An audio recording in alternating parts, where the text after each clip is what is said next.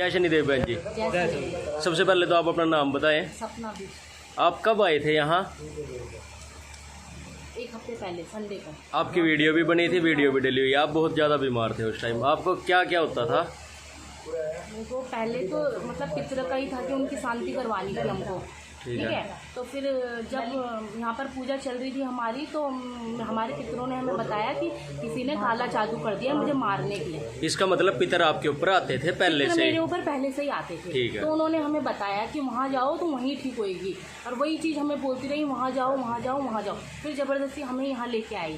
फिर उस दिन से वो भूत तो हटा दिए, तब से वो पितर मेरे साथ ही आ गई है वापस, और फिर बोल रही है कि वहीं जाओ, मुझे वहीं मुक्ति चाहिए। अच्छा, यहाँ और जो ये उनके घर वाले उनको मान नहीं रहे हैं, इसलिए वो दुखी है। यहाँ जो क्रिया हुई उसका क्या प्रभाव पड़ा? जैसे आपने पहली बार आए तो उसका सर की तरफ से कट गया, तो क्या वो बात आपको पता चल गई थी? मुझे पहले ही पता चल गया था कि काली माता ने उसका सर काट दिया है। वो जो गंदी चीज़ किसी ने भेजी थी ना मुझ पे, तो वो काली माता ने पहली उस चीज़ का सर काट दिया है। मुझे सारी बातें घर पे ही पता चल गई थी। लेकिन पता कैसे चली? ये बात आपको बताई किसने? हमारे पितरों ने।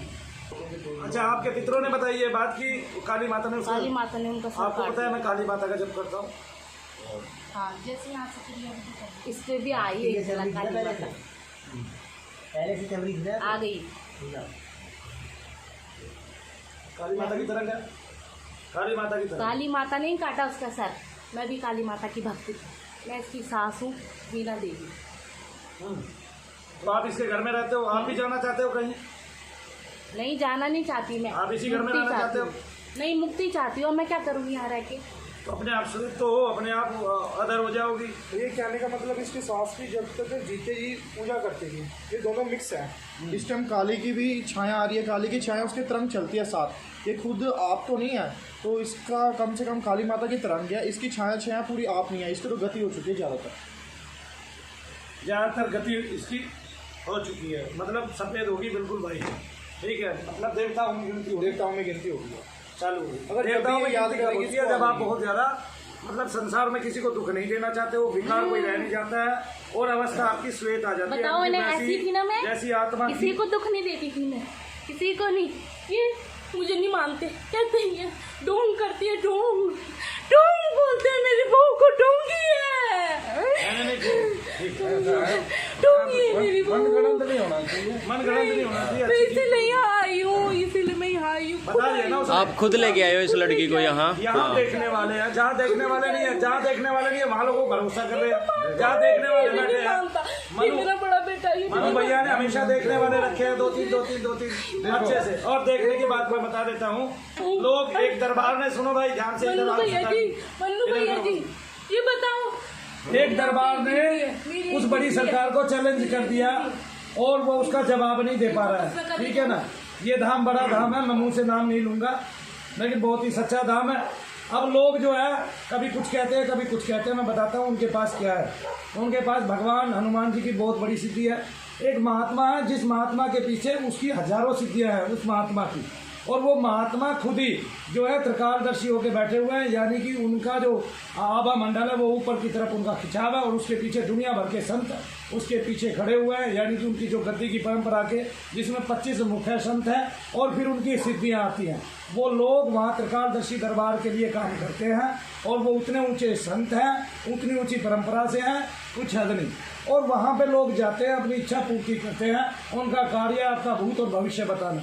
फिर भी मैं बता देता हूँ, मेरे पास आज तक उस दरबार से कम 20 से ज़्यादा लोग आए हैं। उनमें से बहुत सारे लोग ठीक हो गए हैं, लेकिन कई लोगों की जो उन्होंने टाइमिंग दी थी, मैं चाहते हुए उस टाइमिंग पे उनको ठीक नहीं कर पा रहा था, क्योंकि उन्होंने लिख दिया कि अगले साल इस दिन इस महीने ठीक होंगे। तो हमें पता चला कि हाँ, उनकी दी और डेट जो है वो बिल्कुल सत्य है। और फिर भी और भी कई लोग ऐसे आए जिन्होंने हमें ये बताया कि हमारा ये काम वहाँ से हुआ और ये काम आपके दरबार से होने जा रहा है, इस काम के लिए हम आपके दरबार में आए हैं। तो सब जगह से आपकी सारी इच्छाएं पूर्ति हो जाए ऐसा भी नहीं है। कहीं कोई दरबार आपको ऐसी सत्य बात बता सकता है आपके जीवन के बारे में, आगे की पीछे की, और भी क्या है। और भगवान शंकर का एक विराट रूप हमेशा वहाँ रहता है, स्थापित है, जो और उनके 2 दूत जो भक्तों के कान में जा जाके कुछ बोलते हैं, यानी कि मंत्र सुनाते हैं, जिससे भक्तों का कल्याण हो। इस तरह से वहाँ पे हमेशा घूमते रहते हैं और दुनिया भर के दूत, वहाँ असंख्य दूतों की संख्या है जो वहाँ पे घूम के लोगों का कल्याण करते हैं। धाम कोई भी हो, जब वो सत्य धाम होता है तो वहाँ पे दूत की संख्या अपने आप बढ़ती चली जाती है। आप लोग यहाँ आते हैं, आज एक छोटा सा घर है, इसमें भी आप लोग आ रहे हैं और लॉकडाउन की वजह से जो है फिर भी मेरे पास लोगों की पूरे दिन जो है भीड़ चलती रहती है, लोग आते रहते हैं, लोग आते रहते हैं, कभी बंद नहीं होते, क्योंकि जहाँ सत्य है वहाँ पे ईश्वर अपने आप लोगों को खींच लेता है उनके कल्याण के लिए। कुछ आत्माएं खींच के ले आती हैं, ठीक है, हम ये नहीं कहते। और फिर भी जहाँ लोग आस्था बना लेते हैं वहाँ 10-20 लोग तो ऐसे ही ठीक हो जाते हैं। जैसे मैं एक घटना सुना देता हूँ।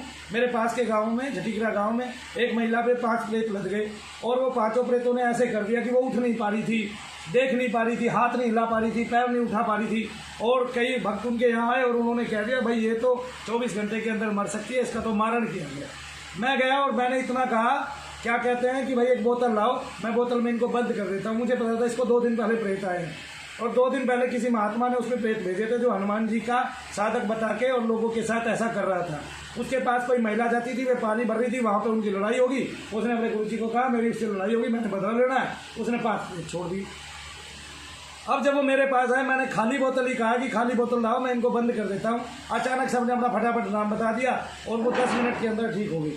तो कुछ लोगों को प्रेत इस तरह से होते हैं कि जैसे ही आप कहोगे एकदम से निकल के गायब हो जाएंगे। और भीड़ में ये सोच के बहुत सारे प्रेत वैसे ही निकल जाते हैं कि हमें कुछ कर देगा ये आदमी, आगे ना समझ में, तो उससे भी लोग डर जाते हैं। तो आप लोग सुखी रहें, स्वस्थ रहें। इस लाइन में आप बीती बताई।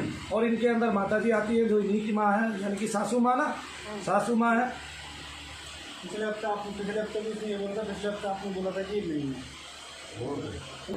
एक बात मैं बताता हूँ आपको, बहुत सारी आत्माएं तो मरने के बाद यही भूल जाती हैं वो कहाँ से आई हैं, क्या है, कैसे है। एक बात, अपना नाम तक भूल जाती हैं, ठीक है। फिर भी कोई नाम पूछता है तो कोई भी नाम ले देती हैं और उसमें हम तैयार हो जाते हैं। एक महिला मेरे पास आई है कहाँ से, रोहतक से, किसी गाँव से। उसको 5 आदमी लेके आए। 5 आदमी लेके आए तो हमने उसकी पुष्टि करनी थी। उसमें प्रेत था नहीं, और प्रेत उसमें आता था। उसमें आता क्या था, उसी का ससुर आता था और रोज़ ही आता था, तकरीबन शाम को आ जाता था और फिर कई घंटे तक रहता था और उनसे अपनी सेवा भी करता था। तो वो लोग परेशान हो गए, बहुत जगह गए और वो ससुर का आना बंद नहीं हुआ। जब ससुर का आना बंद नहीं हुआ तो उनको किसी ने बताया, तब वो मेरे पास आए। मैं बहुत पुराने घर में था। मैंने उस लड़की को अलग किया उनसे, उनको बाहर किया और मैंने उसकी चेकिंग करके उसको बताया था। उन्हीं के आगे चेकिंग की मैंने, लेकिन उनको कहा कि आप लोग बाहर बैठो।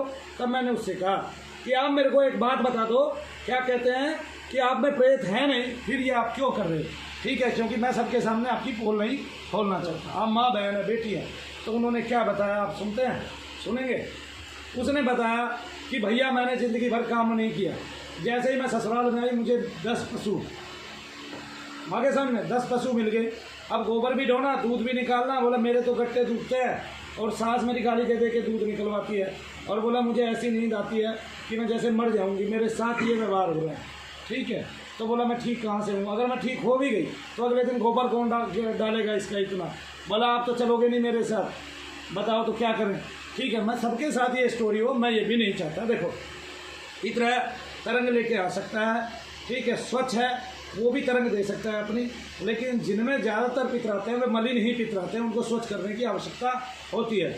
मलिन पितर के आने का स्वरूप क्या है ये भी मैं बता सकता हूँ। जब मलिन पितर आएगा तो आपके शरीर में तब तक दर्द रहेगा, तब तक दर्द रहेगा जब तक मलिन पितर आपके शरीर में आता है।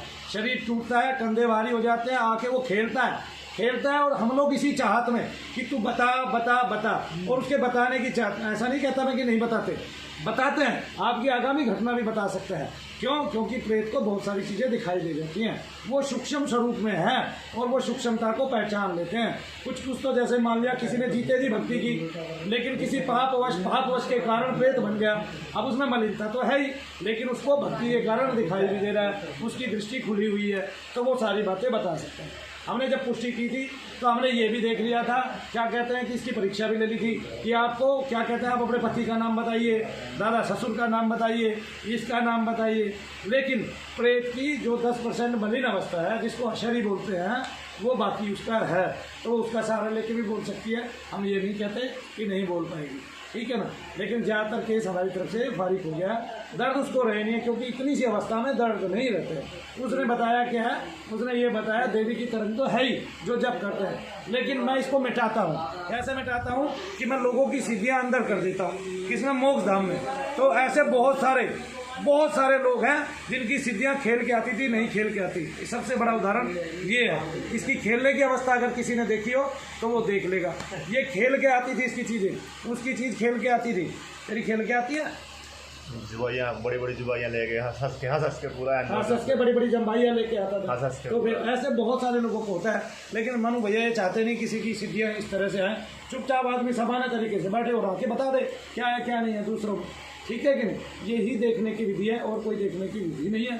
और आपने कुछ पूछना हो तो जैसे आपने कहा ना, विष्णु, भगवान विष्णु, ये भगवत, हमने तो दर्शन नहीं, हम नर और नारायण का मतलब ये होता है, नर मानी व्यक्ति, नारायण मानी देवता। हाँ, अब मैं बताता हूँ, कोई भी देवता नहीं चाहता कि उसको खिलाया जाए, खिलाया जाए। कोई भी देवता नहीं चाहता। हमने ये एक विशिष्ट जो है वो बना लिया परिभाषा कि अगर हम खेलेंगे नहीं तो दूसरा मानेगा नहीं, इस पर देव कृपा है, ठीक है ना। जैसे मनु भैया खेलते नहीं तो अब माने कोई ना माने, लेकिन मनु भैया पे देव कृपा है। मनु भैया ने शनिदेव के दर्शन किए हैं, ये मैं खरे में बता सकता हूँ, लेकिन पूरे दर्शन का वर्णन मैं कभी नहीं करता। फिर भी बता देता हूँ कि ऐसे ऐसे दर्शन हुए। आप भी ये त्याग करो, आप भी अपने जीवन में भगवान को लेके आओ तो दर्शन आपको भी होंगे। मनु भैया ये कह सकते हैं कम से कम खड़े होकर दरबार के बीच में या संसार के बीच में कि हाँ, अगर इन हाथों से मैंने छुआ है, आंखों से देखा है और कानों से सुना है शनिदेव महाराज को, तो वो आप सबका कल्याण करें। और मुझे तो लगता नहीं, क्या कहते हैं कि वैसे तो दुनिया दर्शन करती है, लेकिन जितने लोग यूट्यूब पे हैं उनमें से दर्शनार्थी भी भगवान के होंगे, मैं ये भी नहीं कहता। और हो भाई, किसी पे कितनी भी अनुपम कृपा हो सकती है, लेकिन मेरा तो छोटा सा देवता है और उस देवता ने ना तो कभी मुझे खेल के आया वो मेरे अंदर, ना कभी मेरे अंदर ही आया। हाँ, उसने आज्ञा चक्र के बीच में मुझे बहुत बार दर्शन दिए, बहुत सारे स्वरूप दिखाए, बहुत सारे खेल दिखाए, बहुत सारे उसने अपने व्यापार दिखाए, लेकिन मैं ये नहीं कह सकता कि वो खेल के किसी पे आएगा। सबसे बड़ी बात तो एक यही बात समझो कि जो विवेकानंद के गुरुजी थे, 14 वर्ष तक महाकाली की ऐसी तपस्या की जो दुनिया में अटूट है। अपना चेहरा खुद ही रगड़ते थे, माँ तू आज नहीं आई, माँ तूने आज मुझे दर्शन नहीं दिया, लेकिन कभी उनके ऊपर माता खेल के नहीं आई। तो इसलिए खेलने का जो ये विचार चला है ये गलत ही है, मैं इसका समर्थन नहीं करता। किसी के अंदर अगर मलिन सत्ता है वो भी खेल रहा है, किसी के अंदर अच्छी सत्ता है वो भी खेल रहा है। ये खेलने का जो तरीका है ये गलत है। आप बैठो ऐसे ही बताओ, क्या आप खेलोगे नहीं तो कोई ये नहीं बताएगा कि आप महाकाली की चरण है। भाई मान लिया कोई उसने शक्ति आपको दे दी, कोई देवी दे दी, कोई दूतनी दे दी, वो आपको दुनिया के बारे में अच्छी अच्छी बातें बता रही है और उन लोगों को आगाह कर रही है, उनसे छोटे छोटे उपाय करा के उनके जीवन के दुख और कष्टों को दूर कर रही है। तो ये जरूरी नहीं कि वो आपके अंदर खेल के ही आए और खेल के ही बताए। ये जरूरी नहीं, खेलना ही बंद करना है। क्या करना है? खेलना ही बंद करना, यही हमारा ध्येय है और यही ध्येय लेके हम चले थे। इतनी माताओं बहनों के सर घूमते हैं भूत प्रेत के कारण, हम तो ये नहीं चाहते कि उनका भूत प्रेत के कारण भी खेलना हो, क्योंकि प्रेत भी तब खेलते हैं जब जाकर उनको परेशान किया जाता है, ढोल बजाए जाते हैं। वरना 10-10, 20-20 साल तक इतने सूक्ष्म तरीके से, इतने सुरक्षित तरीके से शरीर में रहते हैं कि पूरे शरीर को ही अपना कर लेते हैं। लेकिन जहाँ किसी भी रूप में ढोल बजा दिया जाए, ठीक है ना, अपनी तरंग को बढ़ा देना, बड़ा उसमें बह जाना, दिमाग में केवल वही विचार लेके आना, ये गलत है। अपना गृहस्थी पालना ये सबसे अच्छा है, अपने बच्चों को पालना ये सबसे अच्छा है, और उत्तमता से नाम जप करना ये भी सबसे अच्छा है। कोई पूछता नहीं मनु भैया आप कभी खेले नहीं, तो कभी नहीं खेले, जरा सा भी सर नहीं हिला। हाँ, जब उसने शक्तिपात किया तो किसी भी अंग में कितनी भी फड़कन हुई वो एक अलग बात है, ठीक है ना, लेकिन खेलना तो सर्वथा गलत ही है, ठीक है ना। और मैं ये सोचूं कि मैं सर हिलाऊंगा तभी लोग समझेंगे कि मैं शनिदेव का भक्त हूँ, गलत क्या है? गलत है। हाँ, शनिदेव की भक्ति के लाभ मैंने बताया लोगों को कि मैं एक छोटे से देवता का भक्त हूँ, उसको चौराहे पे भी बैठा दो आप, वहाँ से भी वो लोगों की सेवा करता है, मनोकामना पूर्ण करता है। अब जब वो वहाँ बैठ के भी सारा काम कर लेता है तो मनु भैया किसी भी हालत में हो लोग कल्याण कर सकते हैं। जाप करने से, निरंतर जाप करने से दुनिया भर के लोग मेरे पास आते हैं, बड़े बड़े महात्मा भी आ रहे हैं और बहुत सारे सिद्धि वाले भी आ रहे हैं। आप देखेंगे उनकी सिद्धियाँ बंधित थी, 10-10 मिनट के अंदर, 5-5 मिनट के अंदर उनकी सिद्धियाँ वापस लौट आती हैं और वो जाके अपनी गद्दियाँ चला रहे हैं, सुख से नाम ले रहे हैं। तो उनकी सिद्धियाँ मनु भैया तो छोटे से देवता को पूछते हैं तो कैसे लेके आते हैं। मेरा मानना ये है कि आपका देवता कोई भी हो, जब आप उसको मन से भजेंगे तो उस शब्द को मन से भजेंगे, उस शब्द में शक्ति है, उसकी शक्ति अपरंपार है। तो चाहे वो आप बंधानन माता हो, चाहे चुगानन माता हो, चाहे मशानी माता हो, चाहे माँ काली माता हो और चाहे मरघट काली हो, और चाहे इसके अलावा जो हम भगवान शंकर हो और चाहे माँ काली माता हो और चाहे कोई भी देवी देवता हो, भगवान कृष्ण स्वयं ही क्यों ना हो, जब हम कोई भी एक मंत्र लेके उसका सदा सदा के लिए जप करेंगे उससे हमारा उत्थान होगा। और शब्द ऐसा नहीं है कि आपको अपने पास तक रखेगा। जैसे मैं ओम सम सनेश्वराय नमः का जप करता था, आज मैं ओम नमः शिवाय ओम का जप कर रहा हूँ और कभी से कर रहा हूँ, कई सालों से कर रहा हूँ लगातार, और सारे देवी देवताओं की पूजा करता हूँ प्रत्येक के मंत्र से। जैसे इतने देवी देवताओं की मुझे आवश्यकता क्यों पड़ी, जबकि मेरा इष्ट शनि है, क्योंकि जैसे मान लिया इस वैन पे महाकाली यानी कि काली ही छोड़ी गई है। काली छोड़ने का मतलब यह है कि मैं आपके घर के 1000 प्रेत निकाल लूँगा तो भी पीछे काली खड़ी रहेगी, और काली का वरदान यह है कि वो जब भी खड़ी रहेगी, इसके पीछे जब तक खड़ी रहेगी तब तक प्रेत अपने आप आते रहेंगे। तो जब मैं महाकाली से प्रार्थना करके उसको भेजूँगा तब प्रेत का आवागमन बंद हो जाएगा और तभी वो सुरक्षित होगी और ठीक होगी। ये विचार है। और इसी तरह से जैसे मशानी माता को किसी ने आपके घर में छोड़ दिया, वो आदमी मशानी माता का जप करेगा और वो 100 आदमियों के लिए करेगा, 100 के 100 को पीड़ा होगी, तो उसके घर से मशानी माता को ही निकालना पड़ेगा। जब वो मशानी उसके घर से जाएगी तभी उसके घर में प्रेतों का आवागमन बंद होगा, क्योंकि इनके जो चेहरे हैं वे सारे के सारे प्रेत हैं और उन प्रेतों से ही जो है ना सारी की सारी बाधा उत्पन्न होती है। तो प्रेत आप कितने भी निकाल लो, जब तक मूल की चीज़ नहीं निकलेगी तब तक जो है आपके घर में प्रेत आते रहेंगे। और मनु भैया चाहे 1 लाख प्रेत काट लें, तो इसलिए हमारे कार्य में तीव्रता आई है और बहुत जल्दी लोग ठीक हो रहे हैं, सबको ही आराम पड़ रहे हैं। आप सब लोग ठीक रहें, सुरक्षित रहें। मैंने इतनी बातें आपको बता दी हैं, ठीक है। अपने घर सुरक्षित रहो। जो आज 10% है वो भी निकल जाएगा, ठीक है। और माता को भी आपको जो एक तरंग आती है उसको भी मैं समेट लूँगा। क्या कहा? समेट लूँगा। जैसे वो चली गई ऐसे ये भी चली जाएगी। आगे समझ लीजिए, फिर कभी नहीं बोलेंगे। तो विश्वास रखो, जाप करो, जप बढ़ाओ। क्या जप करते हो आप? दिखाओ उनको। ओम नमः शिवाय। ओम नमः शिवाय ओम का जप करने का मतलब ये है कि आप जब यहाँ का साधन करते हैं तो यहाँ आपको आत्मदर्शन हो, और जो जप आप करते हैं उससे रिद्धि सिद्धि आपके घर में बिना बात के आती है।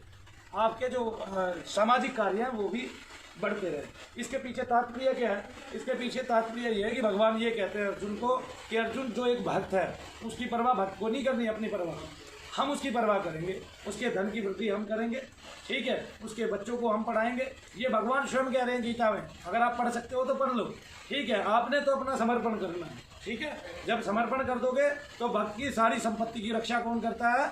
भगवान, और उसकी संपत्ति को बढ़ाता रहता है, क्योंकि भक्त की जो संपत्ति है वो भगवान की संपत्ति हो जाती है और पूरा संसार भगवान का है, तो इसलिए सारे संसार की संपत्ति उस भक्त की हो जाती है। इसलिए वो सबसे अथाह प्रेम कर पाता है, इसलिए सबको एक नज़र से देख पाता है और इसलिए सबसे प्रेम की वार्ता कर पाता है। जय शनिदेव। जय शनिदेव।